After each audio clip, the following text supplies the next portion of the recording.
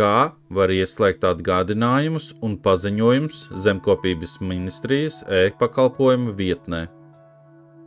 Lai saņemtu atgādinājumus, jums ir jābūt reģistrētam Zemkopības ministrijas klientam.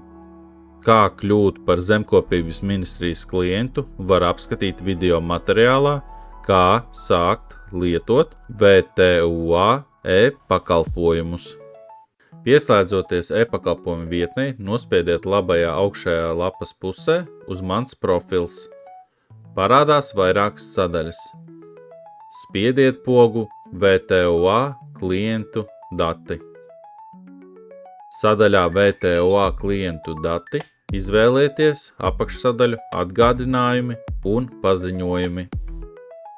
Šajā apakšsadaļā jūs redzēsiet atgādinājumu un paziņojumu veidus. Atzīmējiet, kurus atgādinājumus vai paziņojumus jūs vēlaties saņemt.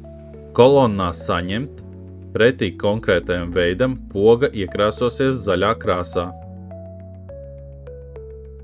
Kad visi nepieciešamie atgādinājumi vai paziņojumi ir atzīmēti, izvēlieties saņemšanas kanālu caur e-adresi, e-pastu vai abus kanālus vienlaicīgi.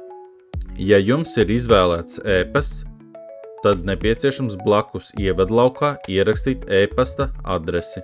Spiediet pogu Iesniegt. Iesniegšana ir veiksmīga, un tagad jūs saņemsiet atgādinājumus vai paziņojumus uz jūsu izvēlēto saziņas kanālu.